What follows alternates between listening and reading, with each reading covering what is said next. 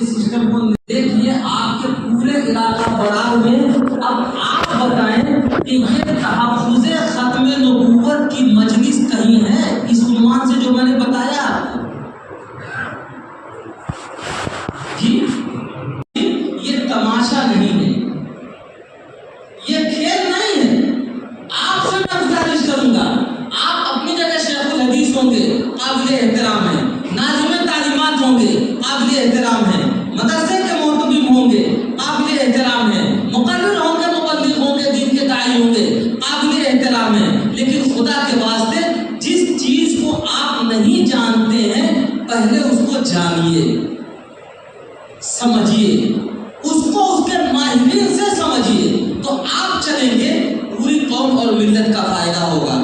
اور بلا سمجھے اگر آپ ایک عمارت نہیں بنا سکتے ہیں، وہ عمارت نہیں ہوگی بلکہ جتنے لوگ اس کے نیچے ہوں گے ان سب کا مدفن بن جائے گی کسی وقت میں.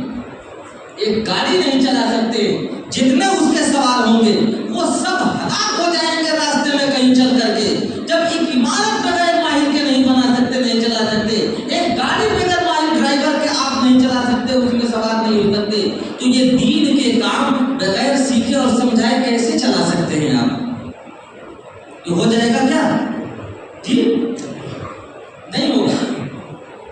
یہاں آپ کیوں نہیں بول رہے ہیں؟ خاموش کیوں آپ کی زبانیں؟ یہاں تو حالت یہ ہے تبلیغی جماعت کا زور ہے یہاں، اور تبلیغی جماعت میں اگر 3 دن کا وقت کوئی نہ لگایا ہوا ہو اس کو اعلان کرنے تک کے لیے کھڑا نہیں کرتے ہیں. اور یہ تحفظ ختم نبوت کا کام تماشا بن گیا ہے. یہ چورن اور مونگ پھلی ہے کہ جہاں چاہیں آپ بیچتے رہیں گے. اسی غلط چیز کا فائدہ اٹھایا ہے شکیلیوں نے. وہ جگہ جگہ تبلیغ کی شکل و صورت میں گھس کر کے اور مسلمانوں کو تباہ کر رہے ہیں. موضوع بحث اس کو نہیں بنایا جا رہا ہے، موضوع بحث اس چیز کو بنایا جا رہا ہے شکیل نے آیا تو یہ کہا، یہ کہا، یہ کہا، یہ کہا. ارے وہ جو کچھ بھی کہا. سوال یہ ہے ہماری ملت نے، ہماری امت نے، ہمارے لوگوں نے رہتے ہیں ہمارے درمیان، رہتے ہیں ہماری مسجد میں، نمازیں ہمارے درمیان، اور اس غلط نظریے اور عقیدے کو قبول انہوں نے کیسے کر لیا؟ سوال یہاں ہوگا یا سوال یہاں ہوگا کہ شکیل بن حنیف کے داعی اور دعات کیا کہتے ہیں؟ بیماری کہیں اور ہے، علاج کہیں اور کیا جا رہا ہے. نبی پاک صلی اللہ علیہ وسلم نے اسی چیز کو فرمایا تھا. ایک جگہ حضرت حذیفہ بن یمان رضی اللہ تعالی عنہ سے ایک لمبی روایت ہے، اور اس روایت کا ٹکڑا میں نے پڑھا ہے. حضور نے فرمایا کہ دیکھو اگر دجال تمہارے درمیان نکل کر کے آ جاتا ہے، یخرج وانا فیکم او بین ظہرانیکم، اگر دجال نکل کر کے آ گیا میں تمہارے درمیان رہا تو یاد رکھو اسے میں خود نمٹ لوں گا، تمہیں پریشان ہونے کی ضرورت نہیں ہے. اور دجال میرے پیچھے آیا، میں چلا گیا دنیا سے، تب بھی ڈرنے کی ضرورت نہیں ہے. فاللہ خلیفتی علیکم، میں تمہیں اپنے خدا کے سپرد کر کے جا رہا ہوں. اگر تم صحیح دین پر قائم رہو گے دنیا کی کوئی طاقت تمہیں اپنے دین سے ہٹا نہیں سکتی ہے.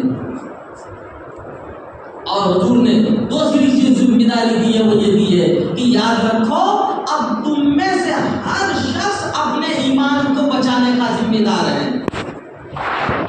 اب یہ تمہاری ذمہ داری میں دی ہے میرے پیچھے. اور حضور نے جب صحابہ کو سنجیدہ دیکھا تو فرمایا اسی موقع اسی خطبے میں فرمایا کہ دیکھو مجھے دجال کا ڈر نہیں ہے تمہارے اوپر، غیر الدجال اخوفنی علیکم، یہ دجال کے علاوہ بھی کچھ فتنے ہیں جو مجھے خوف دلا رہے ہیں تمہارے اوپر. اور محدثین نے لکھا ہے کہ غیر الدجال کی جو تفسیر میں لکھا ہے وضاحت میں کہ اے الدعاۃ الی الضلالہ، قیامت میں ایسے ایسے داعی پیدا ہوں گے جو کہلائیں گے داعی، وہ دین کے داعی نہیں ہوں گے، ضلالت کے داعی ہوں گے، گمراہی کے داعی ہوں گے. شکل و صورت ان کی دعات کی ہوگی، ان کے شکل و صورت سے دھوکے مت کھانا، وہ دین کے داعی نہیں ہیں، وہ مکار ہیں، جھوٹے ہیں، لباڑیاں ہیں، جانتے کچھ نہیں ہیں، بتانا سب کچھ چاہتے دجال سے زیادہ خوف مجھے تمہارے بارے میں ان جھوٹے لباڑیوں سے ہے جو داعیوں کی شکل میں آئیں گے اور تمہاری دین کو تختہ مشق بنائیں گے، مشق سخن بنائیں گے تمہارے دین کو۔ غیر الدجال اخوف من حضور نے فرمایا ہے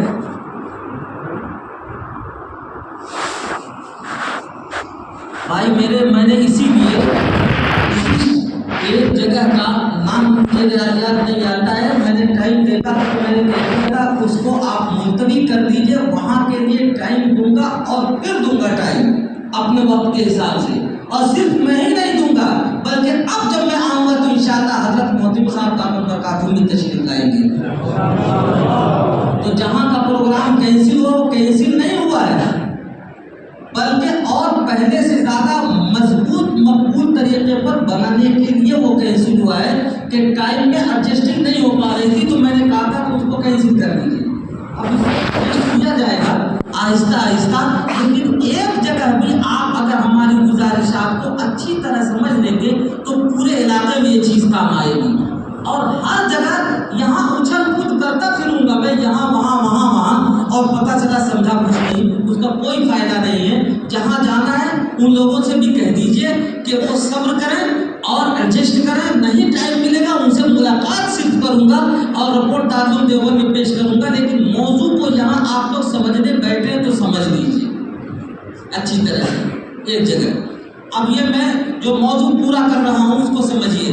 عرض یہ کر رہا تھا کہ اللہ کے نبی نے پہلے ہی بتا دیا ہے کہ الدعاۃ الی الضلالات اتنی ہوگی، حضور نے فرمایا اتنی زیادہ کثرت ہوگی ان کی، اتنی زیادہ ہوگی کثرت، تعجب کا صیغہ استعمال فرمایا ہے کہ یاد رکھو تمہیں ان سے بچنے کی ضرورت ہے۔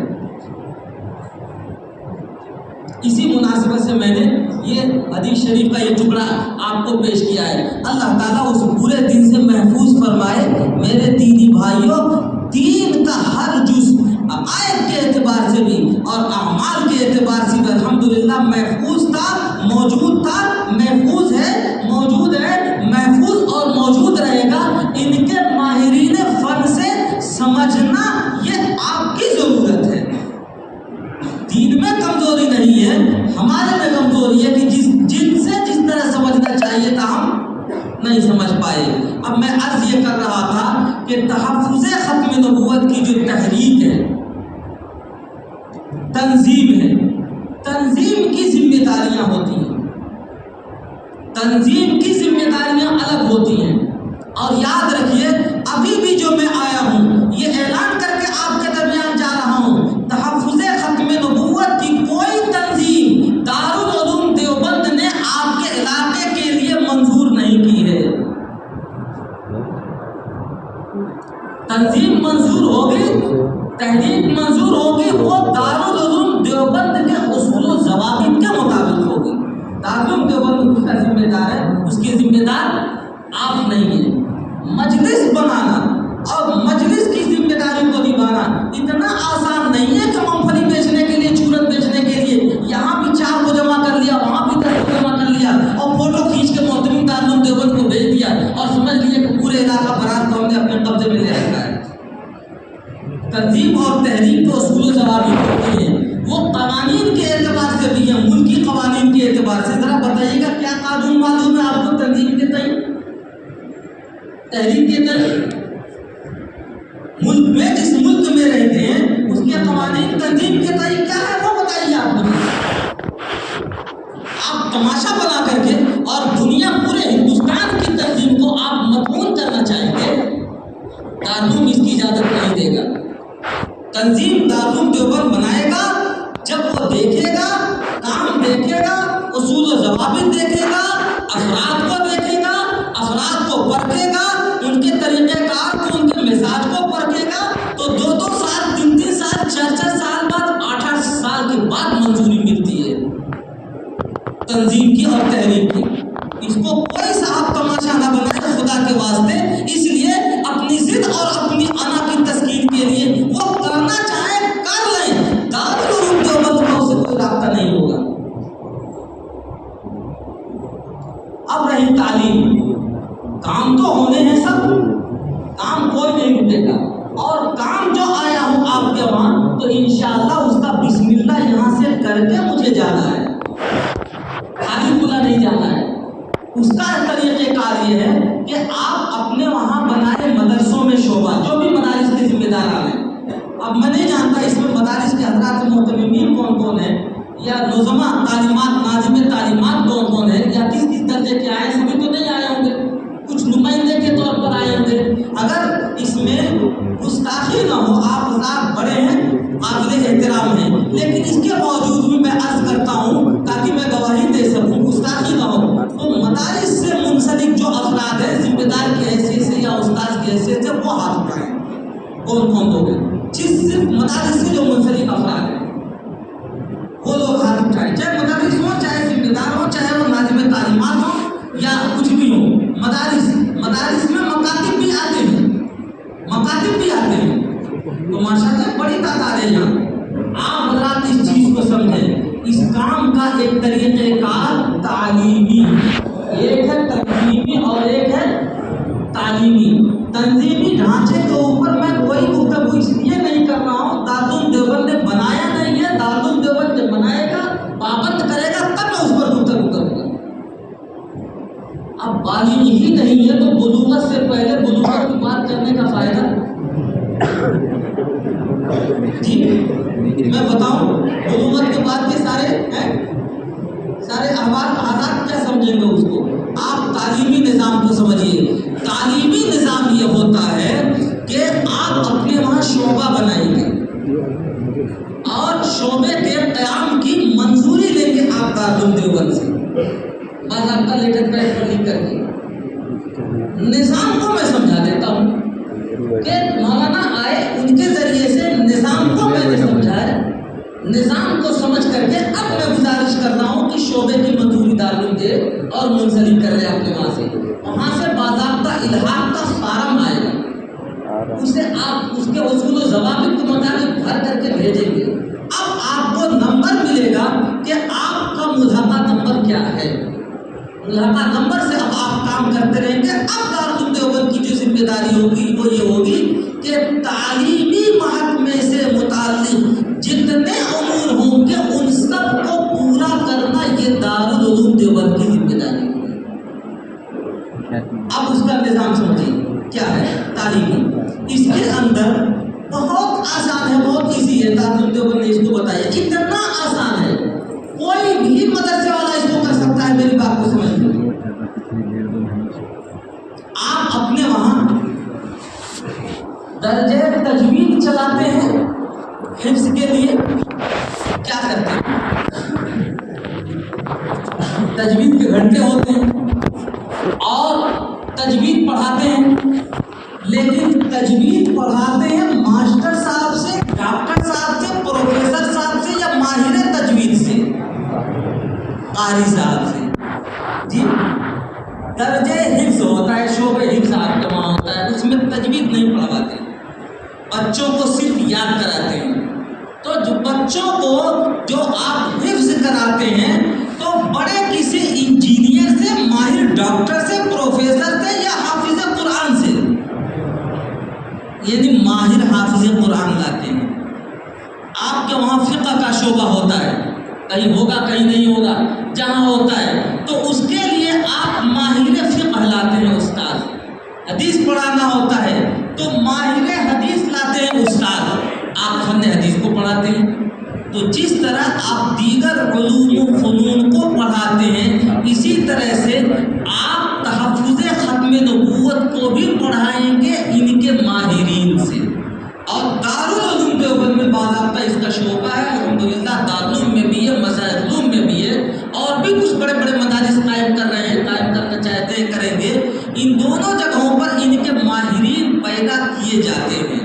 آپ ان کے ذریعے سے آپ یہ جب پڑھائیں گے تو وہ جانتے ہیں عقیدہ پڑھانے کا ڈھنگ، وہ جانتے ہیں کہ عقائد الف سے لکھے جاتے ہیں یا عین سے، وہ جانتے ہیں کہ عقائد ایک ہے عقیدہ اور ایک ہے علم الکلام، ایک ہے عقیدہ اور ایک ہے عقیدہ الگ ہے، علم الکلام الگ ہے۔ ان دونوں چیزوں کے وہ ماہر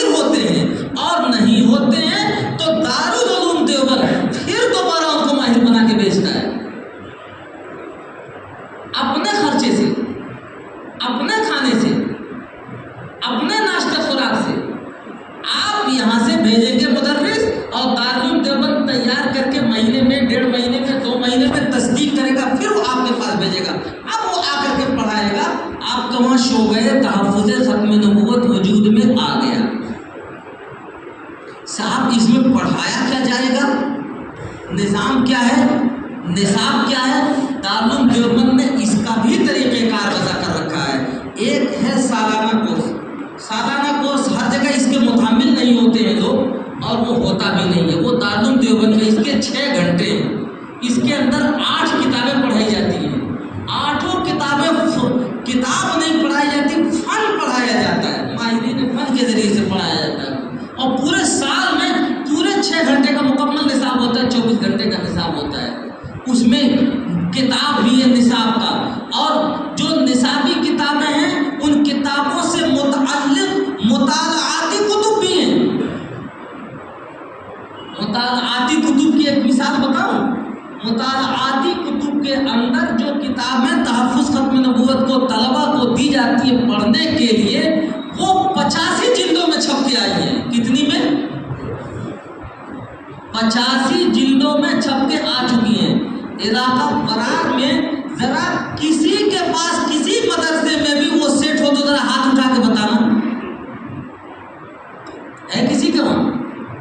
اچھا نہیں ہے تو کسی نے دیکھا ہو آنکھوں سے تو وہی بتا دو جی، کسی نے دیکھا ہو 85 جلدوں کو وہی بتا دو۔ علامہ ابھی تو میں پوچھ رہا ہوں اسی لیے تو نام بتا دوں گا، تو سبھی علامہ گوگل میں ابھی گوگلنگ کریں گے اور پروفیسر یونیورسٹی کا بند کر کے وہ بتا دیں کہ میں نے دیکھا ہے، شکل بھی نہیں دیکھی ہے جی۔ کہاں دیکھا ہے؟ وہاں دیکھا ہے، وہاں شعبہ ہے مظاہر علوم میں اور دارالعلوم دیوبند میں۔ ان کتابوں کے مجموعے کا نام ہے احتساب قادیانیت۔ کیا نام ہے؟ احتساب قادیانیت۔ اور اس میں سے 15 جلدیں دارالعلوم دیوبند سے چھپ چکی ہیں، تراث الاسلامی سے۔ چلو 85 جلدیں نہ صحیح، 15 جلدیں ہی دکھا دو جی۔ اور کمیٹیاں آپ کی جو دارالعلوم دیوبند کو لکھی جا رہی ہیں وہ 2000 ہیں جی۔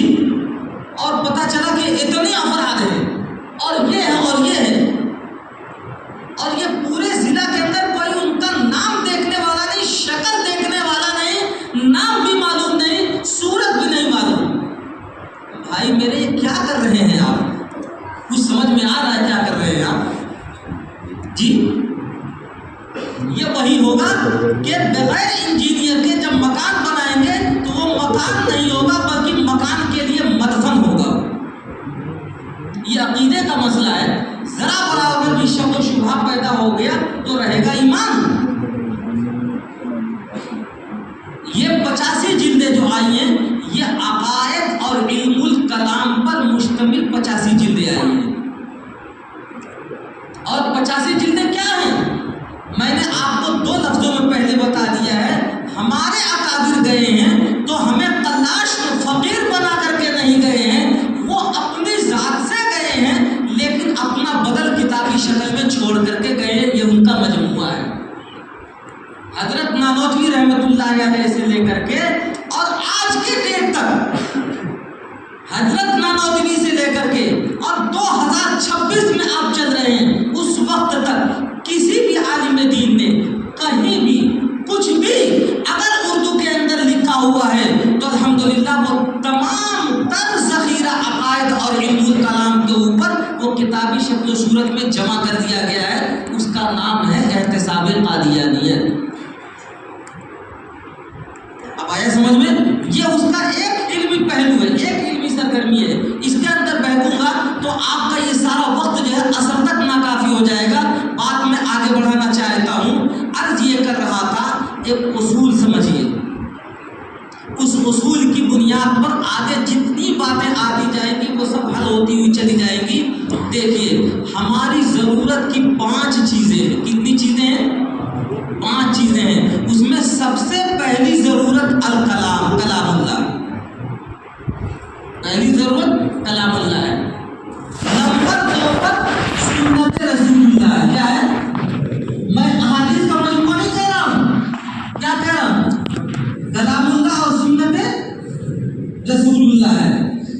اس ملت اور امت کی جب تک نبی ہمارے درمیان موجود تھے، وحی مطلوع یا غیر مطلوع کے ذریعے سے ہر ضرورت پوری ہوتی رہی ہے۔ نبی ہمارے درمیان سے چلے گئے تو 3 اور چیزوں کی ضرورت پڑی ہے ہم کو، اور انہیں قرآن و سنت کی روشنی میں 3 اصول اور نکالے گئے۔ ایک اصول، چوتھے اصول کا آپ کہہ لیجیے 2 اصول تو ہو گئے، اب تیسرا اصول مان لیجیے، کیا پہلا اصول کہہ لیجیے قرآن و سنت کی روشنی میں تیسرا اصول جو نکالا گیا ہے وہ یہ ہے کہ اعمال کی لائن سے جتنی ضرورتیں ہوں گی ان کے لیے قرآن و سنت کی روشنی میں اصول فقہ وضع کیے گئے ہیں۔ اصول فقہ، اور اصول فقہ کی روشنی میں فقہ کا وجود بھی آیا ہے۔ فقہ کے تفریعات میں، فروعات میں اختلافات ہو سکتے ہیں، ہوں گے اور رہیں گے، لیکن اصول کے اندر کہیں سے کہیں تک اختلاف نہیں ہے۔ تو اب پتہ یہ چلا کہ اعمال کے لائن سے ہماری جتنی ضرورتیں ہیں وہ ساری ضرورتیں اصول فقہ کی روشنی میں پوری ہو رہی نہیں ہو رہی ہیں جی۔ اس حقیقت کو جن لوگوں نے سمجھ لیا وہ کامیاب ہیں، جو نہیں سمجھے وہ کل بھی دھکے کھا رہے تھے، آج بھی دھکے کھا رہے ہیں، قیامت تک وہ دھکے کھاتے رہیں گے، انہیں راستہ ملنے والا نہیں ہے۔ اصول فقہ کے واسطے سے ہماری ہر ضرورت اعمال سے متعلق قرآن و سنت سے جڑ گئی، اس پر بحث کرنے کی ضرورت نہیں۔ اب اس کے بعد ایک اور اصول نکالا کہ ہمارے اعمال تو جڑ گئے قرآن و سنت سے، قلوب کیسے جڑیں گے؟ دلوں کی بیماریاں الگ ہوتی ہیں جسمانی بیماریاں، تو دلوں کو گندگی سے صاف کرنے کے لیے، گندگیوں سے صاف کرنے کے لیے اور قرآن و سنت کے واسطے سے خدا سے جوڑنے کے لیے جو اصول نکالے گئے ہیں قرآن و سنت سے، اس کا نام ہے تصوف اور تزکیہ۔ اس کا نام ہے تصوف اور تزکیہ۔ اب یہ خانقاہوں کے ذریعے سے اللہ والے جو آتے ہیں وہ دلوں کو گندگیوں سے صاف کرتے ہیں، تو اعمال کے اندر نکھار پیدا ہوتا ہے، ہمارے اعمال بھی جڑ گئے خدا سے اور ہمارے قلوب بھی جڑ گئے خدا سے۔ 2 اصول نکالے گئے، نمبر 1 اعمال کو جوڑنے کے لیے اصول فقہ، اور دلوں کو جوڑنے کے لیے اصول تصوف اور تزکیہ۔ یاد رکھیے ڈھونگی تصوف کی ہم بات نہیں کر رہے ہیں، ڈھونگی تصوف کی بات نہیں کر رہے ہیں۔ جو تصوف قرآن و سنت سے مستنبت ہے، دنیا کا کوئی مائی کا دار ایسا پیدا نہیں ہوا کہ اس کے اوپر انگلی رکھ سکے، اور جو تصوف قرآن و سنت سے ماخوذ نہیں ہے، مستنبت نہیں ہے، وہ ڈھونگی تصوف کہلاتا ہے، ہم اس کے قائل نہیں ہیں۔ آپ کے علاقے میں بھی، حیدرآباد میں بھی، یہ کھٹائی کو بے شمار علاقوں میں ڈھونگی متصوفین کی ایک بڑی تعداد ہے، بلکہ ڈھونگی متصوفین کی اچھی خاصی تعداد ہمارے درمیان بھی پیدا ہوتی جا رہی ہے۔ اللہ تعالیٰ رحم فرمائے۔ ہے کچھ نہیں، حضرت کی حضرتیت کو لے کر کے خلیفہ اور مجاز جو بنایا جاتا ہے تو حضرت کی کتاب پورب سے لے کے پچھم تک پوری نہیں ہوتی ہے۔ ذرا حضرت نانوتوی رحمۃ اللہ علیہ کے خلفاء اور مجازین کا نام بتائیے گا، ہے کسی کو یاد؟ وہ تو بعد میں اگر ظاہر نہ ہوا ہوتا تو پتہ بھی نہیں چلتا۔ حضرت شیخ الہند کی ذرا بتائیے گا، یہ اللہ والے نہ بتاتے تو پتہ بھی نہیں چلتا۔ اب پتہ یہ چلا کہ کھیرے کی بیج چھوٹی ہے، کھیرے کی بیج بڑی ہے اور کھیرا چھوٹا ہے۔ کہاں کا کھیرا سمجھ رہے ہیں نا؟ کدو کی بیج بڑی ہے اور کدو چھوٹا ہے۔ ہر جگہ حضرت کی حضرتیت کا جو لاحقہ بنا کر کے اور جو طوفان پیدا کیا جا رہا ہے واٹس ایپ گروپ کے اوپر، میڈیا کے اوپر، سوشل میڈیا کے اوپر، تو تصوف کو دیکھ کر کے گھن آنے لگا ہے کہ تصوف اپنے گندگی، اپنے دل کی اصلاح کے لیے تھا، یہ نہیں تھا، لیکن اس کو جو خود نمائی اور خود اشتہاری کا ذریعہ بنایا جا رہا ہے، خدا کی پناہ اسے دیکھ دیکھ کر کے گھن آنے لگا ہے۔ اگر اس کے اوپر کسی کو اعتراض ہو تو یاد رکھیں اس کا جواب دے میں نہیں ہوں۔ جو تصوف کے اصول قرآن و سنت سے مستنبط ہو اس پر اگر کسی کو اعتراض ہو وہ مجھ سے حل کر سکتا ہے۔ اب 4 اصول ہو گئے۔ نمبر اول کلام اللہ، نمبر 2 سنت رسول اللہ، نمبر 3 اصول فقہ، نمبر 4 اصول تصوف اور تزکیہ۔ ایک 5ویں چیز اور ہے، اللہ کے نبی نے عقائد دیے ہیں یا پہلے اعمال؟ پہلے عقائد دیے ہیں، تو عقائد کو محفوظ کرنے کے لیے تصوف سے، عقائد کو حسب و اضافہ کبھی ذاتی سے محفوظ کرنے کے لیے جو اصول بنائے گئے ہیں ان اصولوں کا نام ہے علم الکلام۔ عقائد قرآن سنت سے مستنبط ہوتے ہیں اور ان کو محفوظ کرنے کے لیے جو عقلی یا علمی نقلی جو دلائل وضع کیے گئے ہیں ان دلائل کا نام ہے علم الکلام۔ لیکن عقائد اور علم الکلام دونوں کا چولی دامن کا ساتھ ہے، اس طرح سے کہ دونوں ایک ہی سمجھے جاتے ہیں۔ یہ دونوں ایک نہیں ہیں، دونوں الگ الگ ہیں، الگ الگ رہتے ہوئے بھی ایک ہیں اور ایک رہتے ہوئے بھی دونوں الگ الگ ہیں۔